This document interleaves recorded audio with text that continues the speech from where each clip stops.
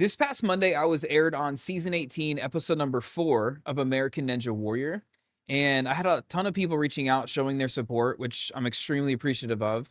And I had some other people that reached out and they were like, dude, what the heck happened to you on that obstacle? So I wanted to give you my perspective on what happened.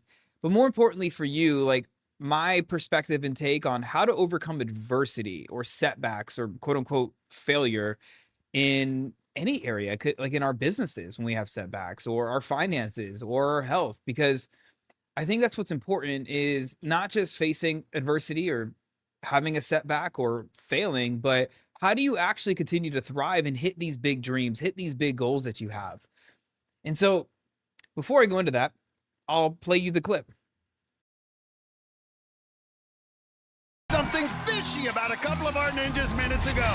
Jason Meland goes diving off the coast of Florida, searching for the fossilized teeth of giant sharks. Megalodon. The ocean ninja stayed afloat on the striding steps, but on roller coaster he didn't let go when he came down the tracks. Oh wow, there's blood in the water right here, Matt. He's in trouble. Oh no. After fighting for more than a minute, He might need to put his mask on because he's going swimming. the ocean ninja hit the water. That was a huge bummer, right? And if you saw, my left hand went off. I had so much power coming off what's called the roller coaster, but my right hand locked up. Like, don't know what exactly happened. I'm pretty sure it's some kind of mental block. I'm physically fit enough to do this. I've been training for over a decade. Um, and yes, I had a broken finger. And yes, I had some injuries, but I can't blame it on that because I still train with injuries and I do just fine. So my right hand literally locked up. Like it didn't release. There was some type of hesitation, and I really do believe it's more of a mental block than a physical one. And so I'm working on that this off season now to get over that and to really be able to perform under pressure or whatever it was that was stopping me. But it's incredibly frustrating when you know you're talented, right? So I want to take this off of me per se and kind of put this onto you and look at like any area of your life where you are having some type of adversity. Maybe it's in your business, and if it's not, if you're trying to grow like a successful company, it's gonna happen at some point. Maybe in your finances you have a setback, right? Maybe in your health. Like, how do you overcome these things that inevitably will happen en route to achieving greatness and continue to go forward? Because what most people do is absolutely freaking nothing. They hit a setback and they're like, you know what? I'm just going to stay complacent. They don't say that out loud, but that's what happens. And then they do absolutely nothing. But when you have a big dream, when you have a big goal, like you've got to be able to navigate that in a way that's going to allow you to be able to continue to go towards that goal despite things that come up, because failure is inevitable. Everybody's like, success is inevitable, right? You see those quotes. But the flip side is true too. Failure is inevitable en route to that. And so if we back up for a minute, like, first of all, my perspective is this. Like, I don't have a step-by-step framework for it, but if I had to, I would be like, step one, it's zooming out for a minute and looking and changing your perspective. So in this instance, I can look back and be like, what would the 12-year-old version of me say? He would be like, dude, you were on American Ninja Warrior? What? Like he probably wouldn't even believe me because I was a scrawny bench warmer, was not good at sports at all. I was scared of like the ball hitting me and stuff. And for me to like, he would be like, what? There's no way. And so I'm extremely even grateful to have gotten to this point. This is my second season on the show. I'm just grateful to have had an opportunity to be on the show and to be aired. And so when I shift my perspective to like that, it helps me avoid the natural kind of self-flagellation and beating myself up and the frustration and the replaying the moment in your head over and over and over and over again, which happens, and that literally just drags you down. It does not make you feel good. And so it's changing your perspective. So if you can look back at the bigger picture and say, okay, what would the, whether you want to go 12-year-old version of myself or, the version of myself 5 or 10 years ago, would they be proud of where I'm even at today?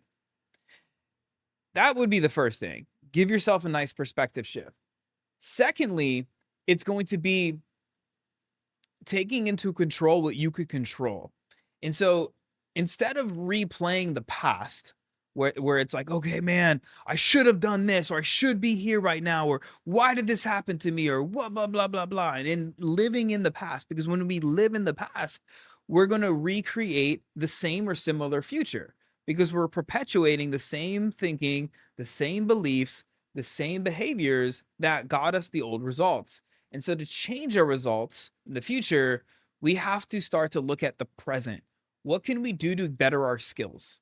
So in this instance, I'm like, cool, I could train a better technique. I can train better under pressure. I can just practice doing competitions and putting myself, under that the spotlight, if you will.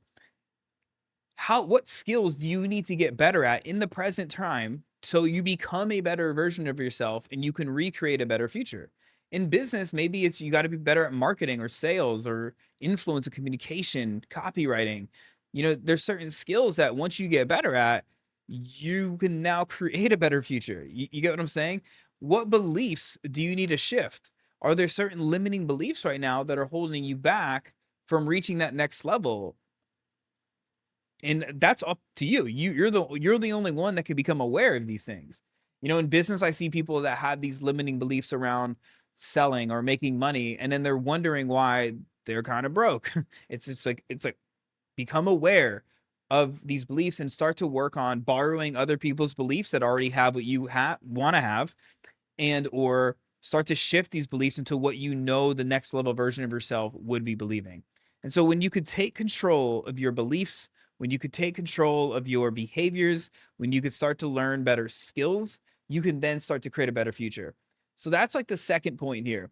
And then the third, it's like really zooming out and looking at a longer time horizon. Because like in this instance, I plan to do Ninja Warrior until like I physically can't. So the next 20, 30 years, I still plan to be doing Ninja Warrior. And so I'm looking at this as a long-term career. I've already been at this a decade, and I plan to be at this a lot longer. So this is one season in the grand scheme of things. And so it helps minimize the quote unquote failure or setback because I'm like, this is a little blip, if you will, in the grand scheme of things. And so if you have, in business and you have a bad month or a bad year, even brush it off. Again, go back to point number 2. How can you change your beliefs and better your skills and apply better systems to what you're doing? But when you go on a long enough time horizon, it makes these bad weeks or bad months or even a bad year seem less heavy because in the grand scheme of your career, this is just a little glimpse. And so I think to kind of tie this all up, it's not living in the past, because when somebody faces adversity, it's easy to live in that past of what went wrong. But we want to learn the lessons of the past and apply that to the present, and that's what allows you to move forward and to create that better future. And so I hope this is helpful. Kind of a bit of a ramble, but this is just what's on my mind, and this is how I am currently working through stuff, and I am in the process of working on my submission video for American Ninja Warrior for season 19. And so I hope I have a chance to redeem myself on that course and to really show myself, my kids, which by the way, it was really cool because my kids were on the sidelines with my wife and kids. And so like they didn't care that I fell an obstacle too, you know what I mean? Like they just cared that they were like, that's so cool. My dad's on Ninja Warrior, and now like I'm showing them what's possible when you don't give up and when you follow your dreams. And so I want to give that to you too.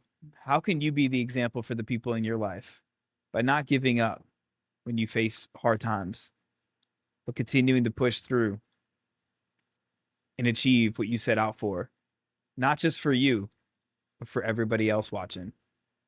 Have an amazing day. Bye for now.